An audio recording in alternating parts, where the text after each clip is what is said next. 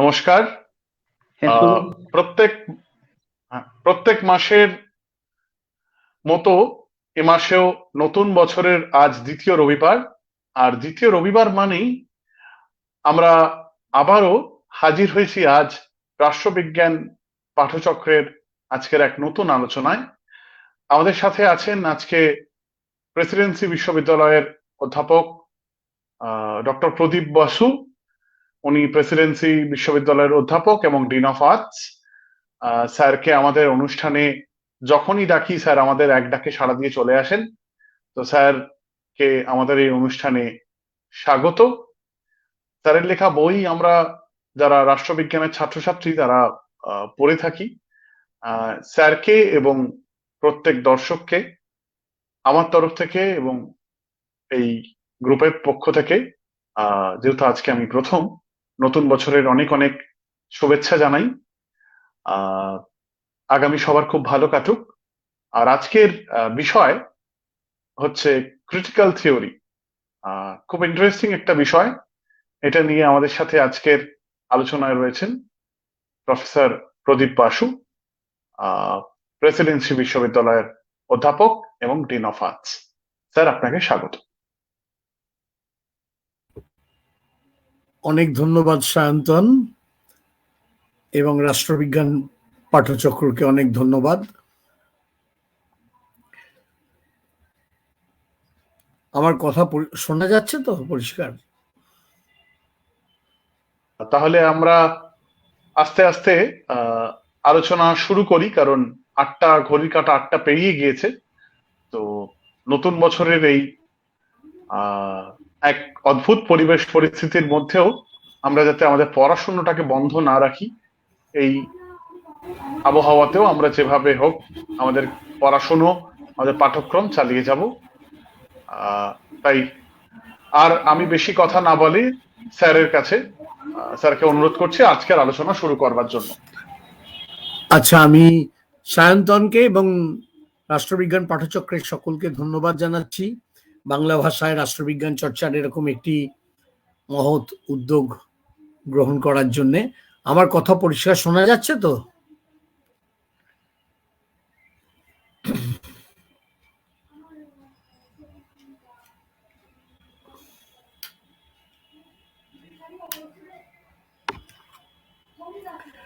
আজকের আলোচনার বিষয় হলো ক্রিটিক্যাল থিওরি।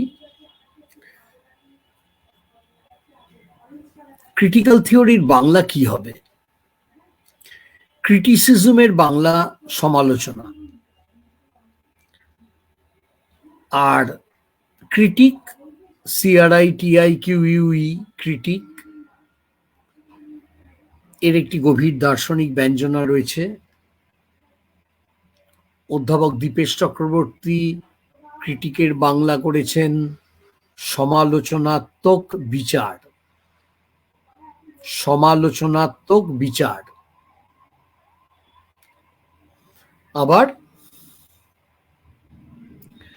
কেউ কেউ ক্রিটিককে বলেন সমীক্ষণ।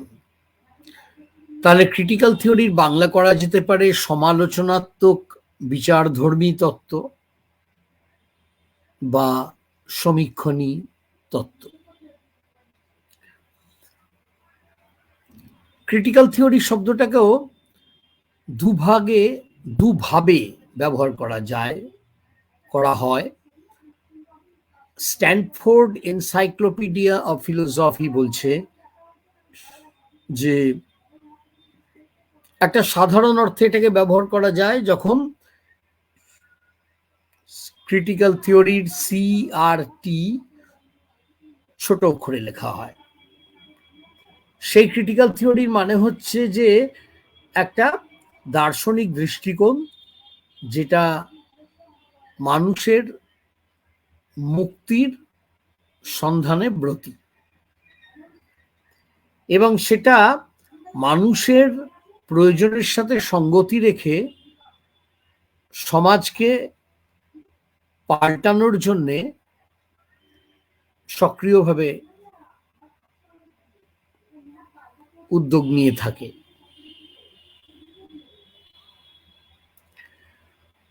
আর আরেকটা অর্থ আছে, যখন ক্রিটিক্যাল থিওরির সি আর টিটাকে বড় হাতের অক্ষরে লেখা হয়, ক্যাপিটাল লেটারে, তখন বোঝায় যে জার্মান দার্শনিকরা কয়েক প্রজন্ম ধরে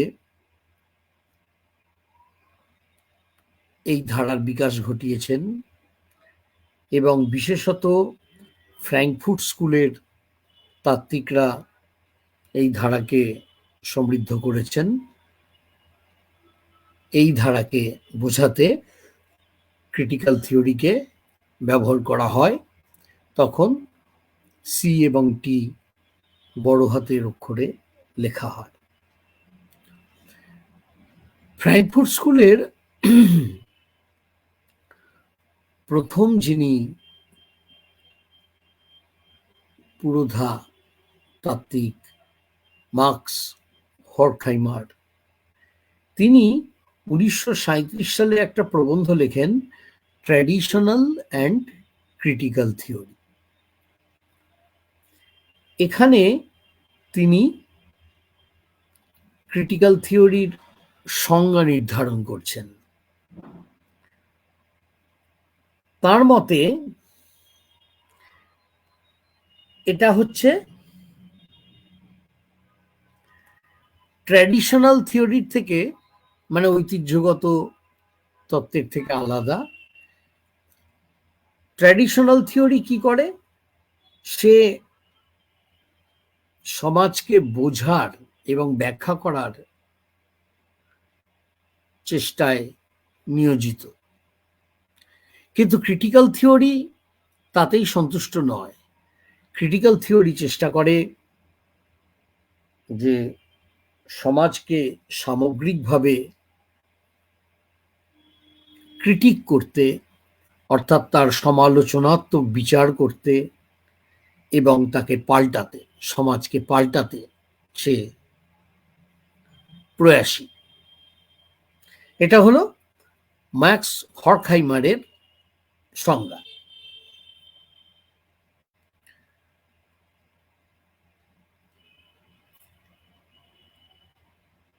ক্রিটিক্যাল থিওরিকে হর্কহাইমার মার্ক্সীয় দর্শনের একটা র্যাডিকাল, অর্থাৎ আমূল পরিবর্তনকামী, ইমানসিপেটরি মানে মুক্তিকামী একটা রূপ হিসেবে দেখেছেন। তিনি লজিক্যাল পজিটিভিজমের যে বিজ্ঞানের মডেল, তার তীব্র সমালোচনা করেছেন। পজিটিভিজম বা দৃষ্টবাদ, যেখানে বিজ্ঞানকে নিয়ে চূড়ান্ত মাতামাতি করে, একটা অবসেশনে ভোগে, তার তীব্র সমালোচনা করেছেন। আবার অন্যদিকে গোঁড়া মার্ক্সবাদ এবং কমিউনিজমের যে কর্তৃত্ববাদী রূপ দেখা গেছে, তারও তীব্র সমালোচক হলো ক্রিটিক্যাল থিওরি। হর্কহাইমার বলছেন যে ক্রিটিক্যাল থিওরির উদ্দেশ্য হলো টু লিবারেট হিউম্যান বিইংস, মানুষকে মুক্ত করা, মানুষের জন্য মুক্তি নিয়ে আসা। কার হাত থেকে মুক্তি? From the circumstances that enslave them, সেই সব পরিবেশগত শর্তের হাত থেকে মুক্তি আনা। যে সমস্ত পরিবেশগত শর্ত মানুষকে দাসত্বের বাঁধনে বেঁধে রাখে, সেগুলোর হাত থেকে মানুষের মুক্তি আনাটাই হচ্ছে ক্রিটিক্যাল থিওরির উদ্দেশ্য। তার মানে ক্রিটিক্যাল থিওরির একটা নরম্যাটিভ ডাইমেনশন আছে, একটা নীতিমূলক, নীতিমানমূলক মাত্রা আছে, সেটা দুভাবে কাজ করতে পারে। একটা হচ্ছে যে কতগুলো মূল্যবোধ, নৈতিক মূল্যবোধ, ঔচিত্যের বোধ, এগুলো নিয়ে যে কতগুলো সাধারণ তত্ত্ব গড়ে তোলা হয়, সেই তত্ত্বগুলোর সাপেক্ষে সমাজকে সমালোচনা করা, এটা একটা হতে পারে। আর একটা হতে পারে যে সমাজের নিজের মধ্যে যে মূল্যবোধগুলো রয়েছে তারই সাপেক্ষে সমাজকে সমালোচনা করা যায়, যাকে বলা হয় ইমানেন্ট ক্রিটিক, মানে অন্তর্নিহিত সমালোচনাত্মক বিচার। মানে সমাজের নিজের মধ্যেই যে মূল্যবোধগুলো রয়েছে সেই মূল্যবোধগুলোকেই, সেগুলোর সাপেক্ষেই সমাজকে সমালোচনা করা চলে। তাহলে ক্রিটিক্যাল থিওরির দুটো মূল ধারণার কথা আমাদের বলতেই হবে। একটা হচ্ছে যে ক্রিটিক্যাল থিওরি সমাজকে তার সমগ্রতায় ধরার চেষ্টা করে, তার ঐতিহাসিক নির্দিষ্ট পরিপ্রেক্ষিতে বোঝার চেষ্টা করে, ওই ঐতিহাসিক পরিপ্রেক্ষিতে সমাজ একটি সমগ্র রূপ ধারণ করেছে, সেই সমগ্র রূপটিকে পর্যালোচনা করার, বিশ্লেষণ করার, সমালোচনা করার চেষ্টা করে। এটা হলো প্রথম ধারণা। দ্বিতীয় ধারণা হলো যে সমাজ সম্পর্কে আমাদের ধ্যান ধারণা, বোধগম্যতাকে আরো উন্নত করে তোলা যায়। কিভাবে উন্নত করে তোলা যায়? বিভিন্ন প্রধান প্রধান সমাজবিজ্ঞান, প্রায় সমস্ত প্রধান সমাজবিজ্ঞানগুলোকে এক ঐক্যবদ্ধ করে তাদের মধ্যে সংহতি সাধন ঘটিয়ে। কিরকম প্রধান সমাজবিজ্ঞান? যেমন জিওগ্রাফি, ভূগোল, অর্থনীতি, সমাজতত্ত্ব, ইতিহাস, রাষ্ট্রবিজ্ঞান, নৃতত্ত্ব বা অ্যানথ্রোপোলজি, মনস্তত্ত্ব ইত্যাদি। হর্খাইমার হলেন ফ্র্যাঙ্কফুর্ট স্কুলের একজন প্রধান তাত্ত্বিক, আমি আগেই বলেছি। তাহলে আমাদের ফ্র্যাঙ্কফুর্ট স্কুলের দিকে তাকাতে হবে যাতে আমরা ক্রিটিক্যাল থিওরিকে আরো ভালো করে বুঝতে পারি।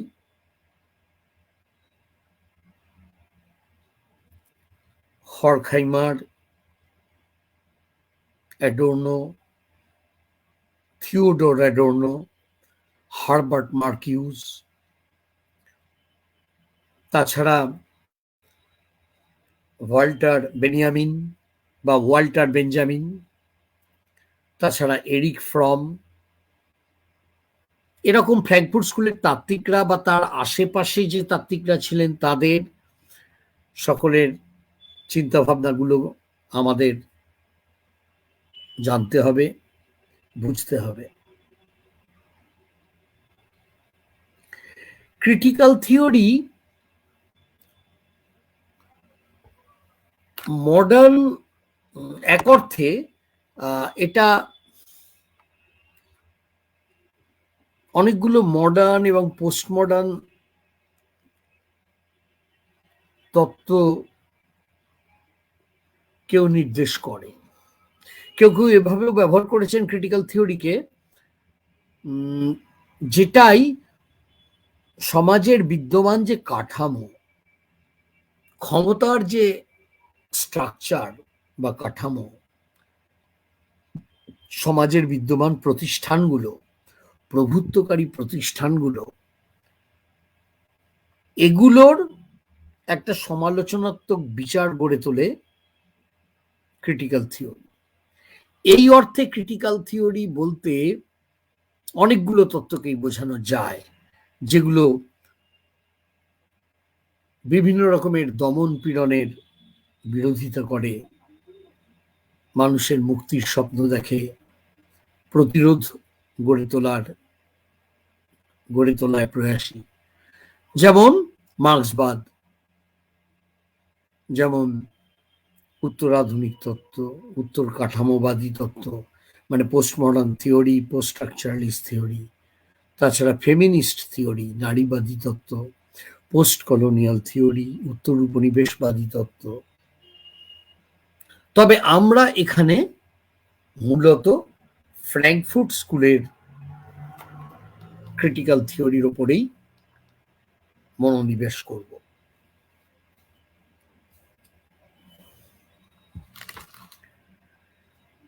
ফ্র্যাঙ্কফুর্ট থিওরির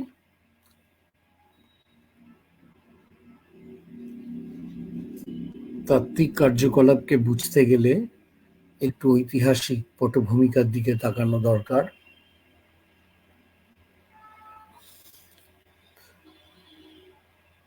তখন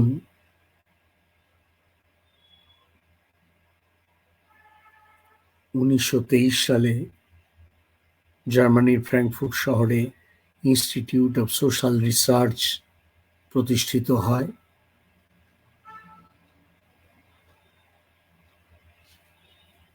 এখানকার ভাবধারা, গবেষণা ধারাকেই পরবর্তীকালে ফ্র্যাঙ্কফুর্ট স্কুল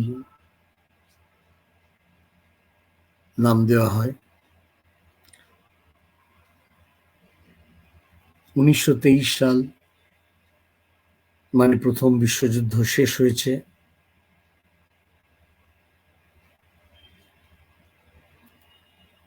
আর 1920-এর দশকের প্রথম দিকে ইটালিতে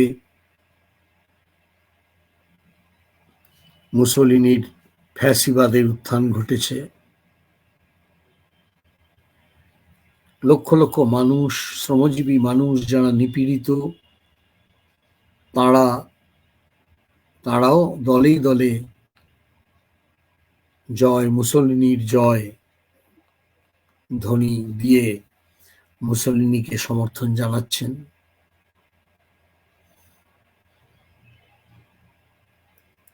এরকম একটা সময় ওদিকে 1917 সালে রাশিয়াতে বিপ্লব হয়ে গেছে কমিউনিস্টদের নেতৃত্বে, লেনিনের নেতৃত্বে। এরপর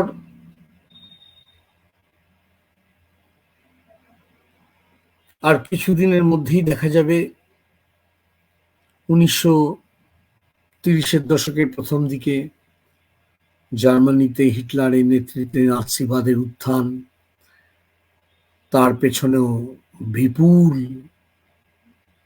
জনসমর্থন রয়েছে।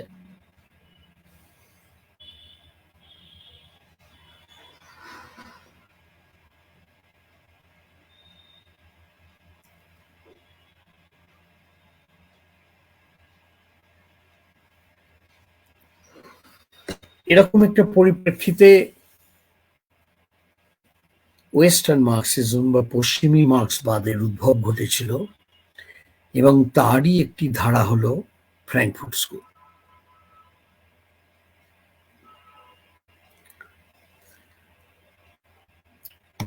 ওয়েস্টার্ন মার্কসিজম বা পশ্চিম মার্ক্সবাদ এর সাথে যুক্ত ছিলেন গ্রামসি, আলথুজার, কার্ল গটস, গিওর্গি লুকাচ, ফ্র্যাঙ্কফুর্ট স্কুল।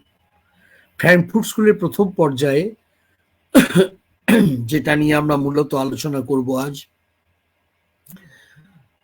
তাতে যুক্ত ছিলেন হর্কহাইমার, অ্যাডোর্নো, মার্কিউস, এদের মতো মহাপণ্ডিতরা। আর দ্বিতীয় পর্যায়ে যুক্ত ছিলেন হাবেরমাস। হাবেরমাস আজও জীবিত রয়েছেন, তার রচনার সম্ভার বিশাল। আমি এখানে মূলত প্রথম পর্যায় নিয়েই আলোচনা করব।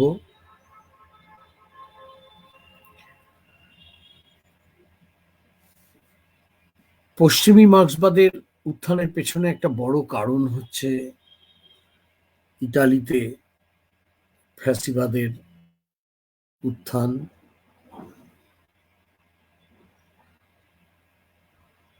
তারও বছর দশেক বাদে জার্মানিতে হিটলারের নাৎসিবাদের উত্থান। এদিকে সোভিয়েত মার্ক্সবাদের দিকে তাকালে আশা করার মতো কিছু তারা পাচ্ছেন না। সেখানে একটা জবরদস্ত কেন্দ্রীয় রাষ্ট্র, বিশাল আমলাতন্ত্র নিয়ে এবং রেজিমেন্টেড কমিউনিস্ট পার্টির হাতে কেন্দ্রীভূত রাজনৈতিক ক্ষমতা নিয়ে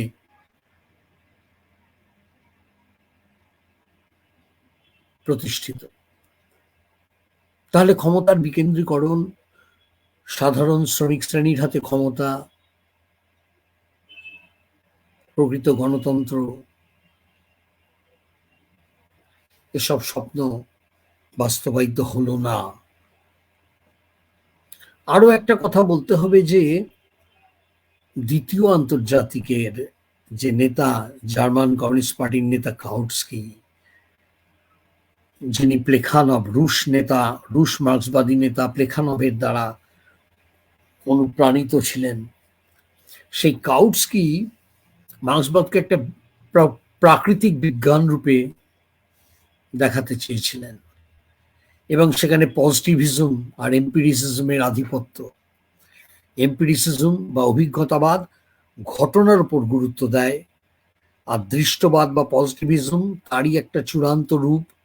এরা ফ্যাক্ট বা ঘটনাকে এতটাই গুরুত্ব দেয়, এতটাই অবসেসড হয়ে আছে যে তারা মূল্যবোধকে বা সাবজেক্টকে, বিষয়কে, সাবজেক্টিভিটিকে, বিষয়িতাকে, চৈতন্যকে, কনসাসনেসকে, মানুষের স্বাধীন সত্তাকে, তার এজেন্সিকে উপেক্ষা করেছিলেন।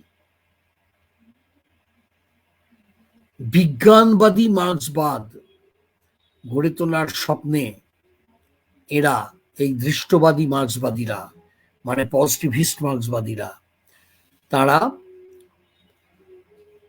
মানুষের চৈতন্যকে অবহেলা করেছিলেন।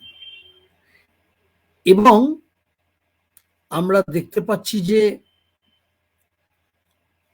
এই কাউটস্কির বিরুদ্ধে লেনিনের অত্যন্ত বলিষ্ঠ অবস্থান ছিল। আবার লেনিনের মৃত্যুর পরে স্টালিন যখন ক্ষমতায় আসছেন, তখন সোভিয়েত ইউনিয়নে পজিটিভিস্ট মার্ক্সিজম, দৃষ্টবাদী মার্ক্সবাদ, অর্থনৈতিক নির্ধারণবাদ, ঐতিহাসিক নির্ধারণবাদ, বেস সুপারস্ট্রাকচার মডেল মানে ভিত্তি পরিকাঠামোর মডেল, এগুলো বিশালভাবে আধিপত্য বিস্তার করল।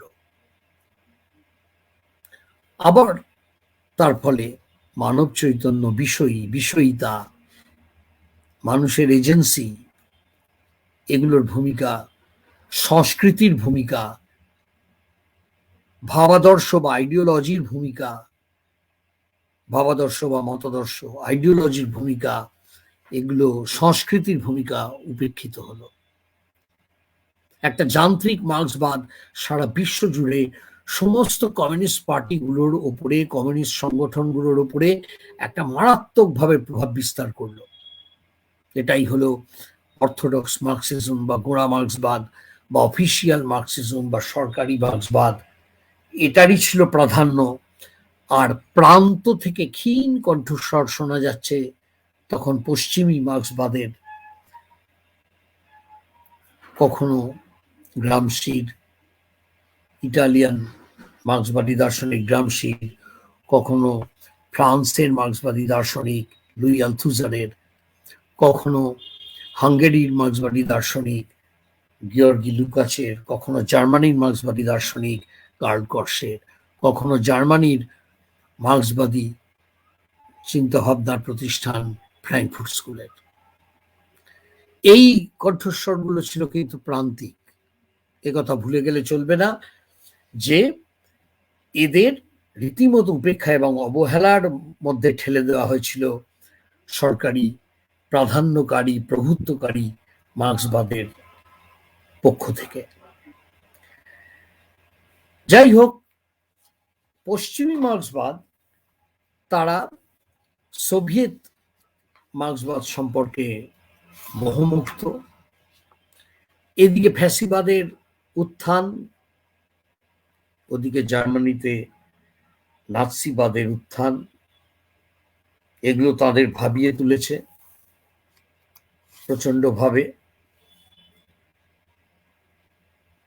রেজিমেন্টেড পার্টির হাতে সমস্ত ক্ষমতা কেন্দ্রীভূত হয়েছে সোভিয়েত রাশিয়াতে, গণতন্ত্র পদদলিত, সেখানে তারা কোনো আশা করার মতো কিছু দেখতে পাচ্ছেন না। এইভাবে পশ্চিমী মার্ক্সবাদের উত্থান ঘটছে। তারা বোঝার চেষ্টা করছেন চূড়ান্তভাবে নিপীড়িত শোষিত হওয়া সত্ত্বেও লক্ষ লক্ষ শ্রমজীবী মানুষ ফ্যাসিবাদ ও নাৎসিবাদের প্রতি আকৃষ্ট হয়েছে, কমিউনিজমের প্রতি নয়। কেন? সমস্ত বিরোধী দলমতকে নিশ্চিহ্ন করে দিতে চেয়েছে ফ্যাসিবাদ নাৎসিবাদ। ইহুদিদের ৬০ লক্ষ ইহুদিকে গ্যাস চেম্বারে কনসেন্ট্রেশন ক্যাম্পে নিয়ে গিয়ে নির্মমভাবে হত্যা করেছে, নিষ্ঠুরভাবে উৎপাদনের কাজে তাদের শ্রমকে ব্যবহার করেছে, তারপর ছুঁড়ে ফেলে দিয়েছে তাদের ব্যবহৃত দেহগুলোকে, মৃতপ্রায় দেহগুলোকে মৃত্যুর মুখে। তো এই রকম যে একটা ভয়ঙ্কর ব্যবস্থা, তার প্রতি লক্ষ লক্ষ মানুষের আকর্ষণ, সমর্থন কেন, এইটা বোঝার চেষ্টা করছেন তারা। তারা পরিকাঠামোর সুপারস্ট্রাকচারের গুরুত্বকে তুলে ধরছেন, বোঝার চেষ্টা করছেন। এখন এখানে লক্ষণীয় যে এই পশ্চিমী মার্ক্সবাদেরই একটি গুরুত্বপূর্ণ অংশ হলো ফ্র্যাঙ্কফুর্ট স্কুল। প্রথমে এর পরিচালক ছিলেন কার্ল গ্রুনবার্গ। তারপর ১৯৩০ সালে এর কর্ণধার হলেন মার্কস হরখাইমার নামক এক মহাপণ্ডিত। তারপরে এরা সকলেই ছিলেন ইহুদি, এবং হিটলারের উত্থানের সাথে সাথে ইহুদিদের উপরে যে বিভৎস অমানবিক অত্যাচার নেমে এলো, তার ফলে এরা সকলেই জার্মানি ছেড়ে পালিয়ে গেলেন। মার্কিন যুক্তরাষ্ট্রে আবার সক্রিয় হলো ফ্র্যাঙ্কফুর্ট স্কুল। দ্বিতীয় বিশ্বযুদ্ধের পরে ফ্র্যাঙ্কফুর্ট স্কুল ফিরে এলো জার্মানিতে, এবং তখন এর কর্ণধার হলেন থিওডোর আডোর্নো। তারপর 50-এর দশকের শেষ বা 60-এর দশকের শুরু থেকে হাবেরমাস ফ্র্যাঙ্কফুর্ট স্কুলের কর্ণধার হলেন। ফ্র্যাঙ্কফুর্ট স্কুল তার ক্রিটিক্যাল থিওরির মাধ্যমে গবেষণা করছিল, করে বোঝার চেষ্টা করছিল ফ্যাসিবাদ কি, এই চরম দক্ষিণপন্থী ফ্যাসিবাদের সপক্ষে এই বিরাট জনসমর্থন কেন? তারা দ্বিতীয় আন্তর্জাতিকের যে যান্ত্রিক মার্ক্সবাদী, দৃষ্টবাদী, বিজ্ঞানবাদী ব্যাখ্যা, তার বিরোধী। আবার সোভিয়েত ইউনিয়নে যে ওই দৃষ্টবাদী, বিজ্ঞানবাদী, যান্ত্রিক সরকারি মার্ক্সবাদের এবং প্রাধান্য বিস্তার করলো সেই মার্ক্সবাদ, তারা তারও বিরোধী। তারা সাবজেক্ট বা বিষয়ী, সাবজেক্টিভিটি বা বিষয়িতা, কনসাসনেস বা চেতনা, সংস্কৃতি,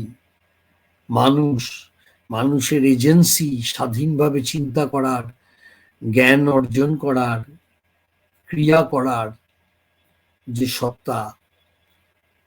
এবং মার্কস যে ইপিএমএ, ইকোনমিক অ্যান্ড ফিলোসফিক্যাল ম্যানুস্ক্রিপ্টস গ্রন্থে তরুণ মার্কস যে বিচ্ছিন্নতার কথা বলেছিলেন, সেই এলিয়েনেশন বা বিচ্ছিন্নতার তত্ত্ব, এগুলো সম্পর্কে তারা উৎসাহী। গ্রামসির সঙ্গে তাদের অনেক মিল চিন্তা ভাবনায়, তবে গ্রামসির সঙ্গে তাদের কোনো প্রত্যক্ষ যোগাযোগ ছিল না। তারা মনস্তাত্ত্বিক বিশ্লেষণে খুব আগ্রহী। সিগমুন্ড ফ্রয়েড, জার্মান মনোবিজ্ঞানী সিগমুন্ড ফ্রয়েড, তার চিন্তার দ্বারা তারা অনেকটা উৎসাহিত হয়েছিলেন। ফ্র্যাঙ্কফুর্ট স্কুল দেখাতে চাইল যে পাশ্চাত্য আধুনিকতা যা আলোকপ্রাপ্তি বা এনলাইটেনমেন্টের থেকে বিপুল প্রতিষ্ঠা লাভ করেছিল পাশ্চাত্যের বৌদ্ধিক জগতে, যার উদ্ভব 18 শতকে। অবশ্যই যার আরো আগে উদ্ভব ঘটেছিল রেনেসাঁসের সময় 14 শতকে, কিন্তু তা পূর্ণ প্রতিষ্ঠা লাভ করেছিল 18 শতকের ইউরোপের এনলাইটেনমেন্টে। এই যে আধুনিকতা, সে যুক্তির পূজারী, সে যুক্তি, স্বাধীনতা, প্রগতি, ধর্মনিরপেক্ষতাবাদ, ব্যক্তি স্বাতন্ত্র্যবাদ, জাতীয়তাবাদ, প্রযুক্তিবাদ, বিজ্ঞানবাদ, এগুলোর উপর গুরুত্ব দিয়েছে। তার কেন্দ্রীয় নীতি হচ্ছে যুক্তি। কিন্তু ফ্র্যাঙ্কফুর্ট স্কুল দেখালো যে এই যুক্তি হলো ইনস্ট্রুমেন্টালিস্ট যুক্তি। এক সেকেন্ড।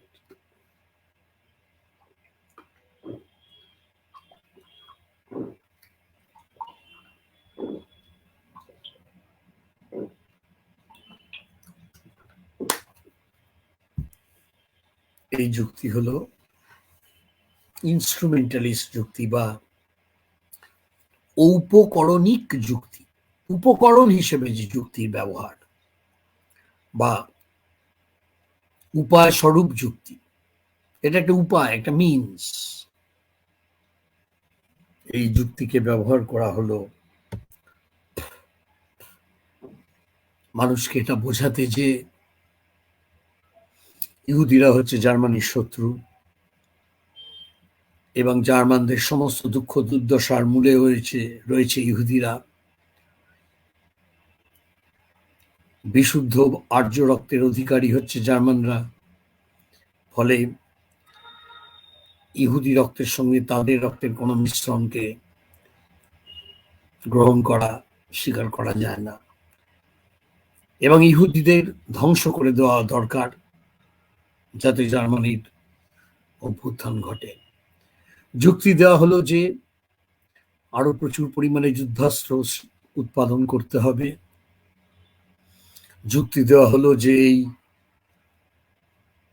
ইহুদিদের গ্যাস চেম্বারে, কনসেন্ট্রেশন ক্যাম্পে পাঠিয়ে শেষ করে দেওয়া দরকার।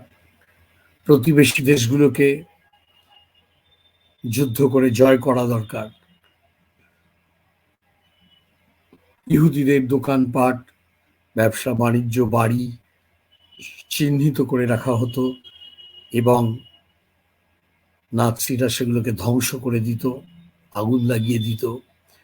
নাৎসি বিরোধী যে কোনো বইপত্র পুড়িয়ে দেওয়া হতো প্রকাশ্যভাবে, এবং জার্মানরা হাজারে হাজারে মানুষ উপস্থিত থেকে তাকে সমর্থন জানাতেন, করতালি দিতেন, জয় হিটলার এই স্লোগানে মুখরিত হয়ে উঠত জার্মানির আকাশ বাতাস। যারাই হিটলারের বিরোধিতা করতেন তাদের মনে করা হতো যুক্তি বিরোধী। এটা হচ্ছে ইনস্ট্রুমেন্টাল রিজন। আমরা জানি জেরেমি বেন্থাম ব্রিটিশ ইউটিলিটারিয়ান দার্শনিক, হিতবাদী দার্শনিক বা উপযোগিতাবাদী দার্শনিক। সেই জেরেমি বেন্থাম ইউটিলিটারিয়ান তত্ত্বে তৎকালীন ব্রিটিশ বুর্জোয়া শ্রেণীর যে ক্যালকুলেটিং রিজন, ঠান্ডা হিসেব নিকেশের মুনাফার যে যুক্তি, সেই যুক্তিকেই গুরুত্ব দিয়েছিলেন। সে ছিল ইনস্ট্রুমেন্টাল রিজন। বেন্থাম বলেছিলেন যে কোনো কাজের বিচার হবে ভালো না মন্দ, ন্যায্য না অন্যায্য, তার নৈতিক বিচার হবে তার ফল দিয়ে। একে বলা হয় কনসিকুয়েন্সিয়ালিস্ট থিওরি। অর্থাৎ একটা কাজের কনসিকুয়েন্স বা রেজাল্ট বা ফল বা পরিণাম কি, সেটা দিয়ে বিচার হবে সেই কাজ ন্যায্য না অন্যায্য। যদি সেই কাজ ম্যাক্সিমাম প্লেজার আনতে পারে, সর্বাধিক সুখ আনতে পারে, আর দুঃখকে মিনিমাইজ করতে পারে, ন্যূনতম করে তুলতে পারে, তাহলে সেই কাজ ন্যায্য। এর বিপরীতে আমরা দেখতে পাই কান্ট, ইমানুয়েল কান্ট, জার্মান দার্শনিক। তিনি নৈতিক কর্তব্যকে গুরুত্ব দিয়েছিলেন চূড়ান্তভাবে। তিনি বলেছিলেন ক্যাটেগরিক্যাল ইম্পারেটিভের কথা বলেছিলেন, ডিউটি ইজ ফর ডিউটির সেক। তিনি বলেছিলেন যে একটা কাজ নৈতিকভাবে ন্যায্য না অন্যায্য সেটা নির্ভর করে সেই কাজটার নৈতিক চরিত্রের উপরে, তার ফলের উপরে নয়। তাই আমি যদি কোনো দরিদ্র শিশুকে খাদ্য দিই, তাতে হয়তো আমার কোনো লাভ হবে না, কিন্তু আমার বিবেকের তৃপ্তি হবে, আমি আমার কর্তব্য করছি, এই বোধটুকুই আমাকে তৃপ্তি দেবে। এটা হলো ইন্ট্রিনসিক রিজন, অন্তর্নিহিত মূল্য আছে যার, সেই যুক্তি। এটা ইনস্ট্রুমেন্টাল রিজনের থেকে আলাদা। তো ফ্র্যাঙ্কফুর্ট স্কুল দেখালো যে আধুনিকতা সে শেষ পর্যন্ত ইনস্ট্রুমেন্টাল রিজনের মাধ্যমে চূড়ান্ত অমানবিক, ভয়ঙ্কর, হিংস্র, জাতি বিদ্বেষী, যুদ্ধবাজ ফ্যাসিবাদে পরিণত হতে পারে।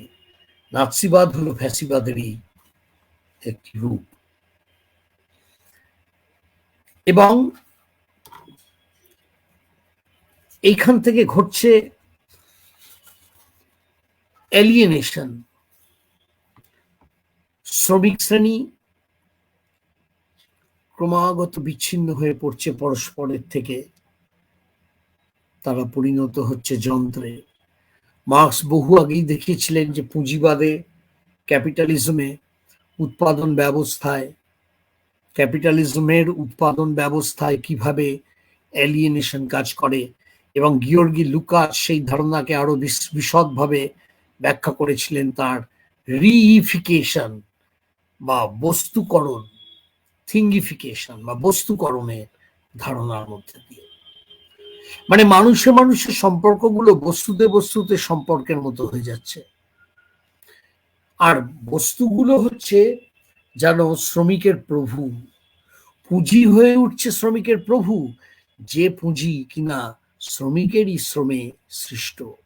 কারখানা হচ্ছে শ্রমিকের প্রভু, শ্রমিক যে স্রষ্টা, সমস্ত কিছুর স্রষ্টা, সে হয়ে উঠছে কৃতদাস, অকিঞ্চিৎকর, তার জীবনের কোনো মূল্য নেই। এখন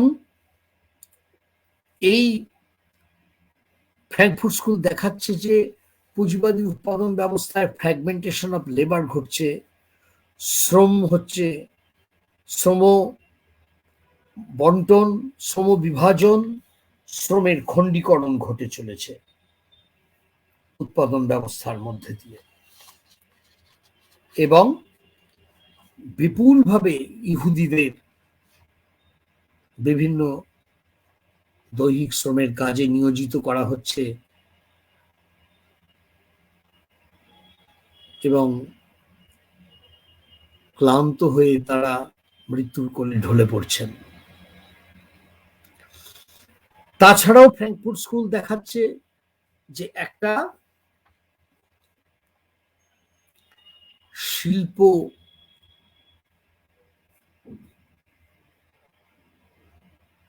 সংস্কৃতির একটা উৎপাদন শিল্প, কালচার ইন্ডাস্ট্রি গড়ে উঠছে। কেউ কেউ এর বাংলা করেছেন সংস্কৃতির কারখানা, মানে সংস্কৃতির উৎপাদন শিল্প, কালচার ইন্ডাস্ট্রি। মানে আগেকার সেই শিল্পীর স্বকীয় সৃজন আর গুরুত্ব পাচ্ছে না, বরং এখন শয়ে শয়ে উৎপাদন হচ্ছে, কপি হচ্ছে, ইমিটেশন হচ্ছে, এবং মানুষ হয়ে উঠেছে একটা স্থূল সংস্কৃতির দাস। তার রুচি, তার বুদ্ধিমত্তা, তার স্বকীয়তা, তার সৃজনশীলতা সব লোপ পেয়েছে। সে একটা ভোগবাদী, স্থূল রুচির, নিকৃষ্ট মানের সংস্কৃতির পূজারী। এবং এই যে সৃজনশীলতা না থাকা, গভীর চিন্তা না থাকা, গভীর মানবীয় রুচিবোধ না থাকা, এর পরিণতি হচ্ছে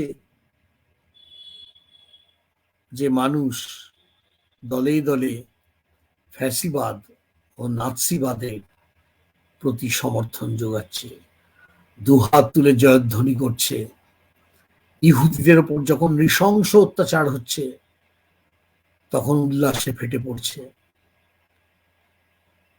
কালচার ইন্ডাস্ট্রি তাকে নিম্ন মানের, নিম্ন রুচির পণ্যের ভোক্তায় নামিয়ে এনেছে। মহৎ শিল্প, উন্নততর সৃজনশীলতার কোনো মূল্য নেই। এবং এই একঘেয়ে সংস্কৃতি তার মধ্যে একটা সাময়িক চিত্ত বিনোদন ঘটাচ্ছে। সারাদিনের শ্রমিকের যে একঘেয়েমির কাজ,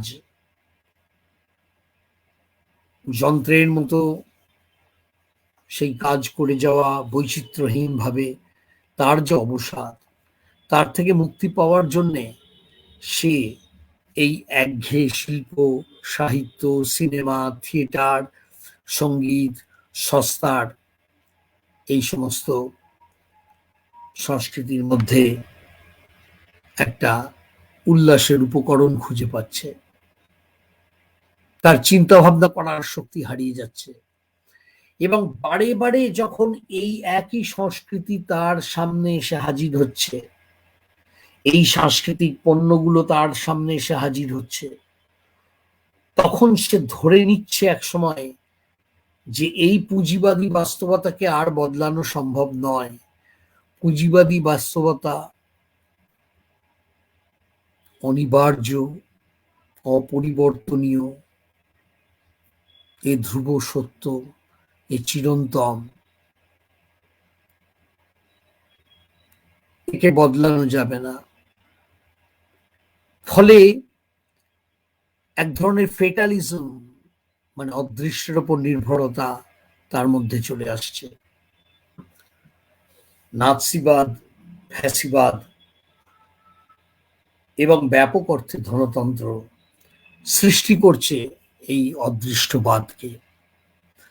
আর প্রতিরোধ নয়, প্রতিবাদ নয়, বিপ্লব নয়, আর কোনো সমালোচনাত্মক চিন্তা ভাবনা নয়, মেনে নিতে হবে এই ব্যবস্থাকে।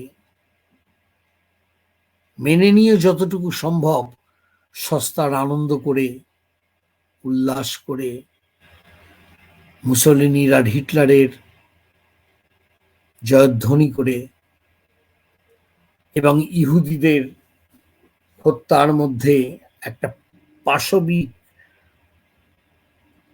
আনন্দ লাভ করে জীবনকে কাটিয়ে দিতে হবে। 1933 সালে উইলহেলম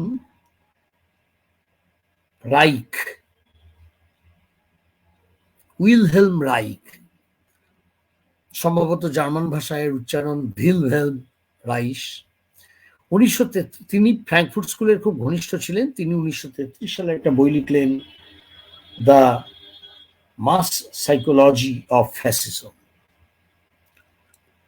সেখানে তিনি বিশ্লেষণ করছেন যে নাৎসিবাদ কিভাবে জার্মান সাধারণ মানুষের মনের গভীরতর মনস্তাত্ত্বিক স্তরে, অবচেতনে অনুপ্রবিষ্ট হয়েছে।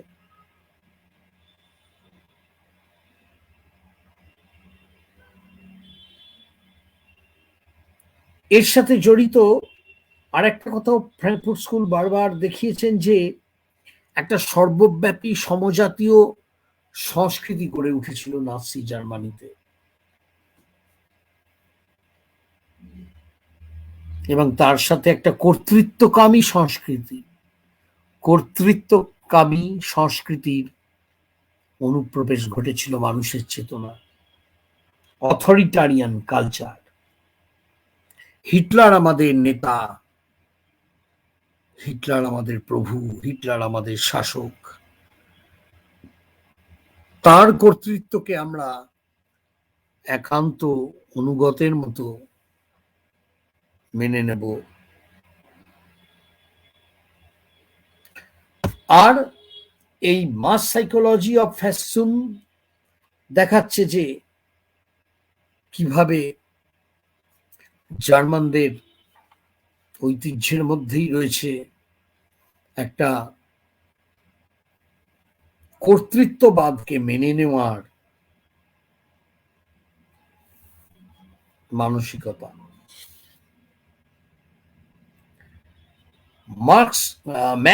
ম্যাক্স হরখাইমারও দেখাচ্ছেন যে জার্মানির ইতিহাসের মধ্যে, জার্মান মানসিকতার মধ্যে একটা কর্তৃত্বকামী সংস্কৃতি রয়েছে। জার্মানরা একটা ভীষণ শৃঙ্খলা পরায়ণ, নিয়মনিষ্ঠ, কেন্দ্রীয় কর্তৃত্বের অধীনে দীর্ঘকাল থেকেছে, আমলাতন্ত্রের অধীনে থেকেছে। ফরাসিদের মতো এতটা স্বাধীন চেতা, বিপ্লবের প্রতি আকর্ষণ, স্বাধীন চেতা মন, বিপ্লবের প্রতি আকর্ষণ, এগুলো জার্মানদের মধ্যে নেই। হেগেলও একটা বিশাল শৃঙ্খলাবদ্ধ দর্শন সৃষ্টি করতে চেয়েছিলেন। মার্কস আরেকভাবে ঐতিহাসিক বস্তুবাদের মতো একটা শৃঙ্খলাবদ্ধ দর্শন সৃষ্টি করতে প্রয়াসী ছিলেন। ইংরেজদের মধ্যেও যেটুকু ব্যক্তি স্বাধীনতা, ব্যক্তি অধিকার, মত প্রকাশের স্বাধীনতা, নাগরিক স্বাধীনতা, এগুলোর স্বীকৃতি আছে, জার্মানদের মধ্যে তা নেই।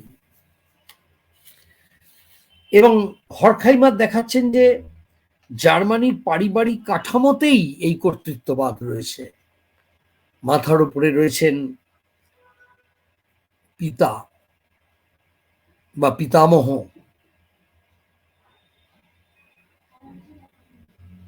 ফলে ফ্যামিলি ম্যানেজমেন্টের ক্ষেত্রে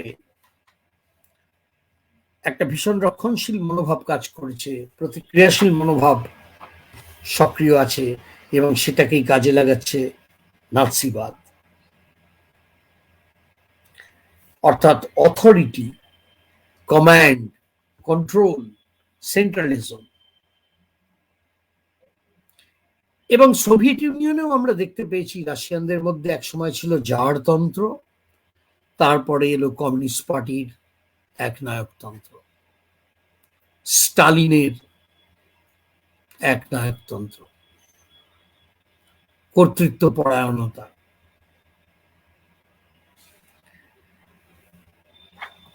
এ প্রসঙ্গে অ্যাডোর্নোর কয়েকটা কথা উল্লেখযোগ্য। হরখাইমার এবং অ্যাডোর্নো দুজনে মিলে 1944 থেকে 1947 পর্বে, মানে দ্বিতীয় বিশ্বযুদ্ধের ঠিক পরেই একটা বিখ্যাত বই লিখেছিলেন, দ্য ডায়ালেকটিক অফ এনলাইটেনমেন্ট। এখানে তারা তাদের কণ্ঠে হতাশার সুর ধ্বনিত হয়েছিল। পাশ্চাত্য আধুনিকতা, এনলাইটেনমেন্ট যে যুক্তির জয়গান গেয়েছিল, সেই যুক্তি শেষ পর্যন্ত দুটো ভয়াবহ বিশ্বযুদ্ধের ধ্বংসলীলা দেখালো। সেই যুক্তি দেখালো কনসেন্ট্রেশন ক্যাম্প, ইহুদিদের উপর বীভৎস অত্যাচার, গণহত্যা, যুদ্ধ। তাহলে যুক্তির পরিণতি কি ফ্যাসিবাদ, নাৎসিবাদ? তাই তাদের মধ্যে দেখা দিল যুক্তির প্রতি অবিশ্বাস, ডিস্ট্রাস্ট অফ রিজন। তাছাড়া আডোর্নো আরো বলছেন যে এই যুক্তির ওপর ভিত্তি করেই আমরা ন্যায় বিচার বা জাস্টিস, স্বাধীনতা, সাম্য, মৈত্রী, গণতন্ত্র, ভ্রাতৃত্ব, এইসব ধারণাগুলোর কথা বলি। এইসব ধারণাগুলো গড়ে উঠেছে, কিন্তু এগুলো এক ধরনের টোটালিটি বা সামগ্রিকতার ধারণাকে প্রতিষ্ঠা করেছে। এই টোটালিটি ব্যক্তির স্বাতন্ত্র্যকে স্বীকার করে না, তার পার্থক্যকে, তার ভিন্নতাকে স্বীকার করে না, তার ভিন্ন কণ্ঠস্বরকে দমন করে। ফলে কোন রকমের স্বাধীনতা, কোন রকমের বৈচিত্র্য, ভিন্নতা তাকে অ্যালাউ করা হয় না। ফলে আডোর্নো টোটালিটির ধারণাকে বর্জন করছেন, হোমোজেনিটি, ইউনিভার্সালিটির ধারণাকে বর্জন করছেন। এই যে একটা গভীর হতাশা, এই হতাশাটা হরখাইমার থেকে আডোর্নো পর্যন্ত ছড়িয়ে পড়েছিল। পাশ্চাত্য আধুনিকতার প্রতি, এনলাইটেনমেন্টের প্রতি আর আস্থা নেই তাদের। মার্কিউস তিনি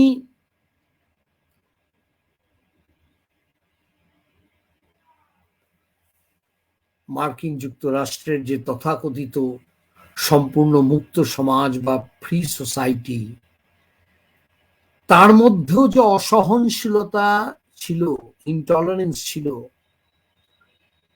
সেটাকে তুলে ধরেছিলেন। তিনি তীব্র সমালোচনা করেছিলেন মার্কিন সমাজের। তার বিখ্যাত রচনা ওয়ান ডাইমেনশনাল ম্যান, সেই গ্রন্থে তিনি দেখাচ্ছেন যে আধুনিক পুঁজিবাদ প্রযুক্তিকে কাজে লাগিয়ে একই ছাঁচে মানুষকে গড়ে তুলছে। সে মানুষগুলো সব একমাত্রিক এবং তার প্রমাণ রয়েছে মার্কিন সমাজে। এই একই ছাঁচে ঢালা মানুষ একইভাবে কথা বলে, একইভাবে সিনেমা দেখে, একইভাবে নাচ দেখে, একই গান শোনে, একই ছবি দেখে। তারা পুঁজিবাদের ছাঁচে ঢালা সংস্কৃতিটাকেই মন প্রাণ দিয়ে ভালোবাসে, মেনে নেয়, গ্রহণ করে। ভিন্নতার কোনো স্বর, কোনো বিকল্প কণ্ঠস্বর, পৃথকত্বের কোনো কণ্ঠস্বর শোনা যায় না। এই মানসিকতা, এই প্রযুক্তি কেন্দ্রিকতা, এই বিজ্ঞান সর্বস্বতা, এই ইনস্ট্রুমেন্টাল রিজন, এই ছাঁচে ঢালা মানুষ, এই কালচার ইন্ডাস্ট্রি, এই সস্তার জীবনবোধ, হই হই করে নিচু মানের সংস্কৃতিতে গা ভাসিয়ে দেওয়া, ইহুদি হত্যায়, গণহত্যায় উল্লসিত হওয়া,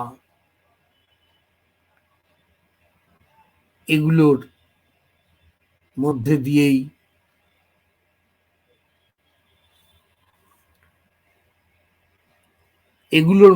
দিয়েই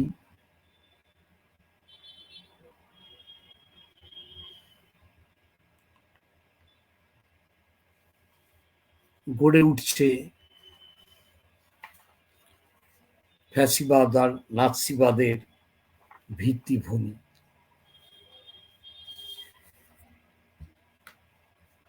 এই হতাশা কিন্তু ফ্র্যাঙ্কফুর্ট স্কুলের দ্বিতীয় পর্যায়ে আমরা দেখতে পাই না।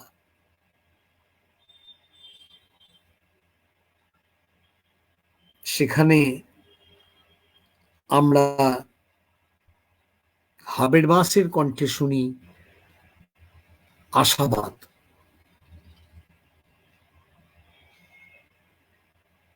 যুক্তি, আধুনিকতা, এনলাইটেনমেন্ট যে সমস্ত প্রতিশ্রুতি দিয়েছিল তাকে পুঁজিবাদ ধ্বংস করেছে, ধ্বংস করে চলেছে। কিন্তু আমরা যদি পুঁজিবাদের বিকল্প কোনো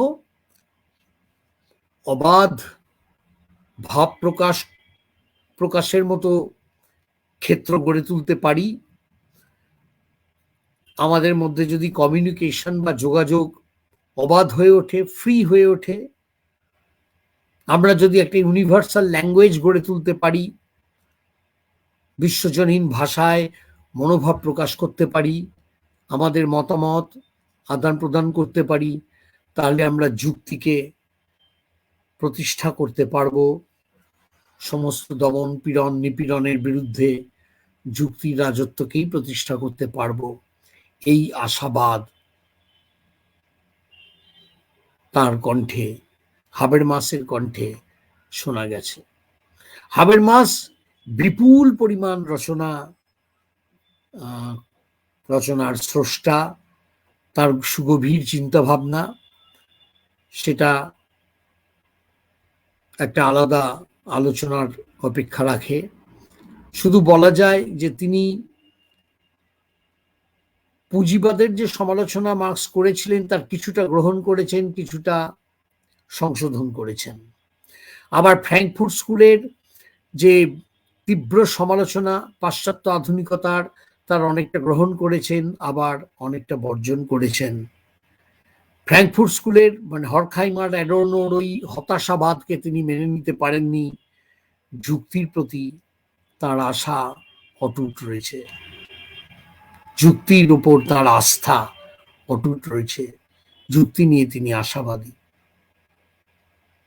এনলাইটেনমেন্টের প্রজেক্টকে তিনি মনে করছেন ইনকমপ্লিট, অসম্পূর্ণ, তাকে সম্পূর্ণ করতে হবে, এটাই আমাদের কাজ। আমি এখানেই থামলাম। যদি কারুর আমাদের সময় হয়ে গেছে, যদি কারুর কোনো প্রশ্ন থাকে তাহলে আপনারা বলবেন।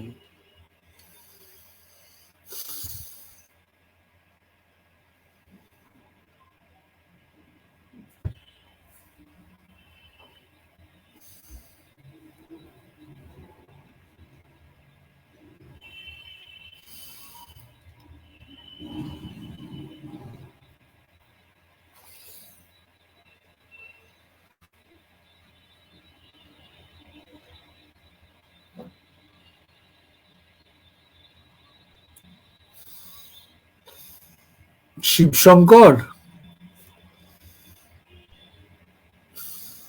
সায়ন্তন,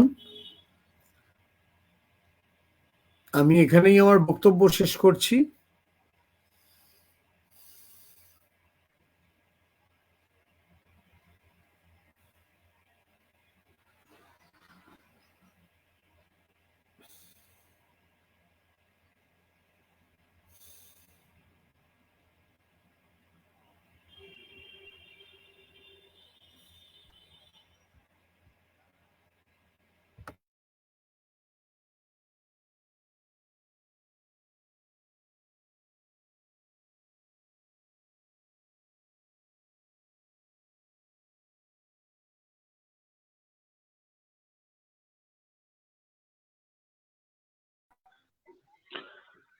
স্যার, এই পর্যন্ত আমাদের সোশ্যাল প্ল্যাটফর্ম থেকে কোনো রকম প্রশ্ন আসেনি।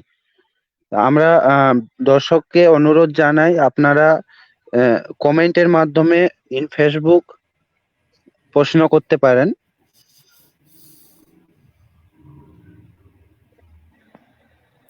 ঠিক আছে।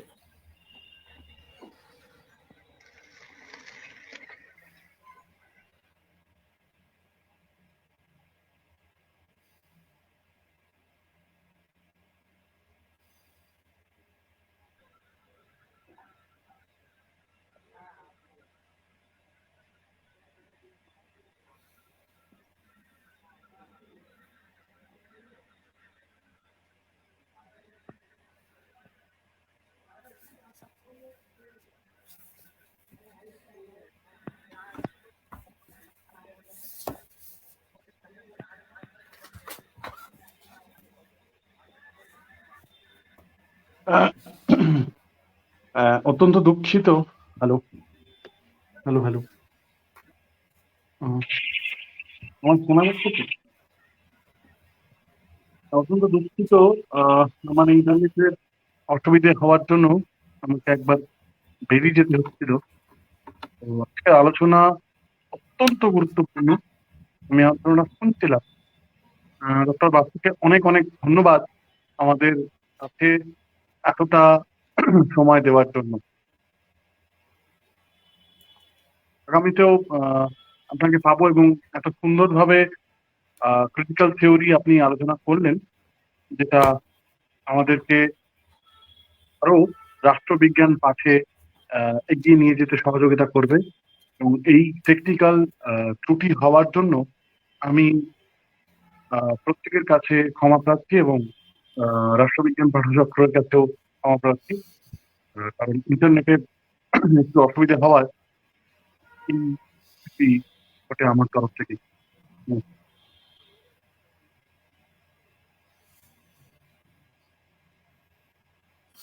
স্যার, এই মুহূর্তে আমাদের কাছে যে প্রশ্নটা এসছে আমি স্ক্রিনে শো করেছি। আপনার প্রশ্নটা করেছেন সায়েদ আবুল কাদের বাবু। তো উনি বলছেন, আপনার প্রাঞ্জল আলোচনা সমৃদ্ধ করছে পশ্চিমী মার্ক্সবাদ বা ফ্রাঙ্কফুর্ট স্কুল নিয়ে চর্চা। বিশ্ব কমিউনিস্ট আন্দোলনে চর্চা জরুরি ছিল, তা হয়নি। আচ্ছা, সোভিয়েত ইউনিয়নের সমগ্রতাবাদ বা স্টালিনের সমালোচনা যাই হোক না কেন, সেই সময় স্টালিনকে ওই ভূমিকা নেওয়া দরকার ছিল নাকি? দেশের জন্য নিজের সন্তানকে বলিদানকে আপনি কিভাবে দেখবেন?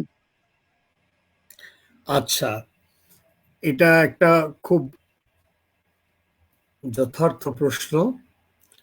এই নিয়ে প্রচুর বিতর্ক আছে, অনেক মতামত আছে। অনেকে কট্টরভাবে স্তালিনের সমর্থক, অনেকে কট্টরভাবে স্তালিনের বিরোধী।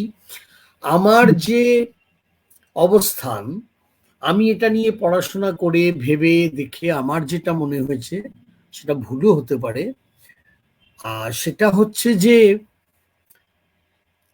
একটা দান্দিক দৃষ্টিকোণ থেকে স্তালিনের ভূমিকাকে দেখা উচিত। অনেক পরে মাও জেদং তিনি এক জায়গায় বলছেন যে স্তালিনের ভূমিকাকে আমাদের দান্দিকভাবে দেখা উচিত, তার মধ্যে যেগুলো ইতিবাচক দিক সেগুলোকে চিহ্নিত করা উচিত, যেগুলো নেতিবাচক দিক সেগুলোকেও চিহ্নিত করা উচিত, এবং তার থেকে আমাদের শিক্ষা নেওয়া উচিত। তা এ কথাটা আমার খুব ঠিক মনে হয়েছিল। তবে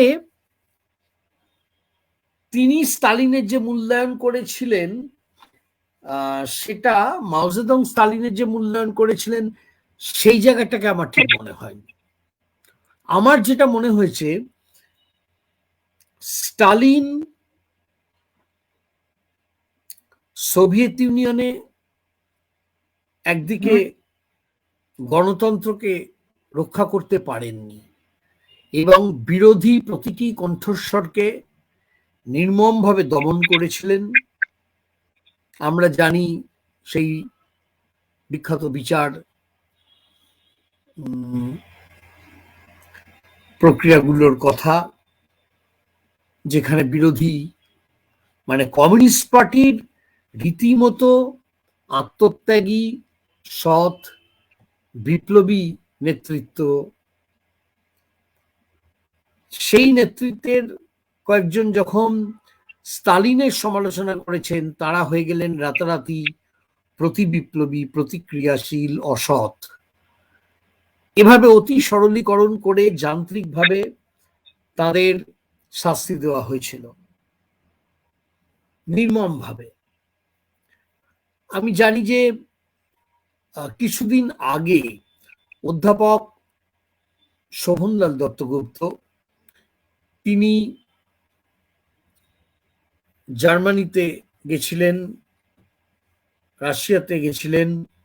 তিনি বার্লিন এবং মস্কোর আর্কাইভস যতটুকু উন্মুক্ত হয়েছে তার কিছুটা সুযোগ নিয়েছিলেন, পড়াশোনা করেছেন, এবং তিনি একটি বই রচনা করেছিলেন ইংরেজিতে। সেই বইটির বুক রিভিউ করেছিলাম আমি একটি সোশ্যালিস্ট পার্সপেক্টিভ পত্রিকায়। সেই বইটিতে তিনি অজস্র তথ্য দিয়ে, উদ্ধৃতি দিয়ে দেখিয়েছেন যে স্তালিনের আমলে বহু বিরোধী সমালোচনার কণ্ঠস্বরকে সন্দেহভাজন মনে করে নির্মমভাবে হত্যা করা হয়েছিল বা কারারুদ্ধ করা হয়েছিল বা নির্বাসিত করা হয়েছিল। এগুলো সত্যি। তাই জন্যই পশ্চিমী মার্ক্সবাদ এবং ফ্র্যাঙ্কফুর্ট স্কুল এত কঠোরভাবে সমালোচনা করেছিলেন স্তালিনবাদী জমানার। আবার উল্টো দিকে আমি একটা কথা অবশ্যই স্বীকার করব, যে হিটলারের যে ভয়ঙ্কর শক্তি, ক্ষমতা, সমগ্র মানব জাতির পক্ষে বিপদ স্বরূপ ছিল হিটলারের নাৎসি রাজত্ব। তাকে প্রতিহত করেছিলেন স্তালিন, তাকে ধ্বংস করেছিলেন, এবং মানব জাতিকে রক্ষা করেছিলেন যারা, তাদের মধ্যে স্তালিনের নাম প্রথম স্থানে লেখা থাকবে নেতৃত্বের ভূমিকায়। অসংখ্য মানুষ সেদিন এগিয়ে এসেছিলেন এবং তাদের প্রিয়জনকে বলিদান দিয়েছিলেন, নিজের আত্মবলিদান দিয়েছিলেন। সাধারণ মানুষ, পুরুষ, নারী, বিপ্লবী, সাধারণ মানুষ, কমিউনিস্ট, অকমিউনিস্ট, গণতান্ত্রিক মানুষ নাৎসিবাদের ফ্যাসিবাদের জোটের বিরুদ্ধে এগিয়ে এসেছিলেন। তো তাদের মধ্যে স্টালিনের নাম একেবারে প্রথম দিকেই লেখা থাকবে। হিটলারকে প্রতিহত করা এবং নাৎসিবাদকে ধ্বংস করার ক্ষেত্রে, মানে ব্রিটেন, আমেরিকা, তারা যখন নির্লজ্জভাবে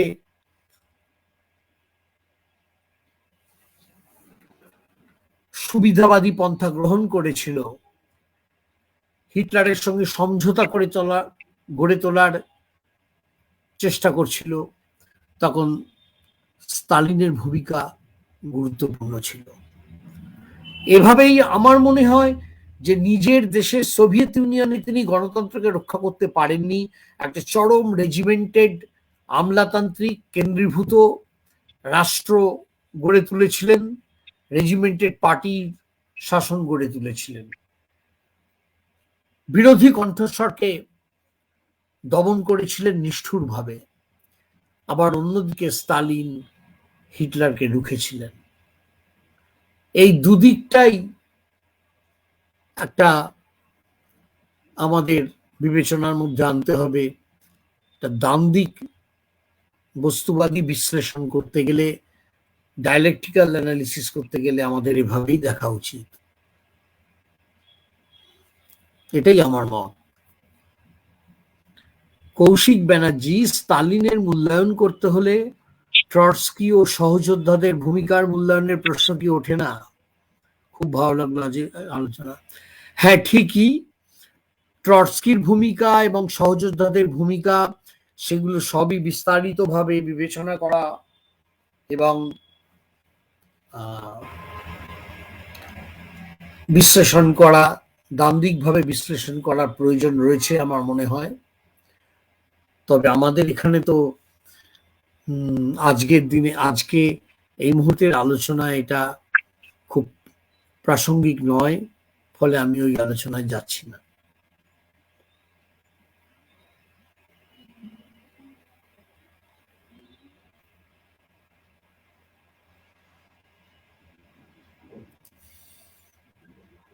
ধন্যবাদ স্যার।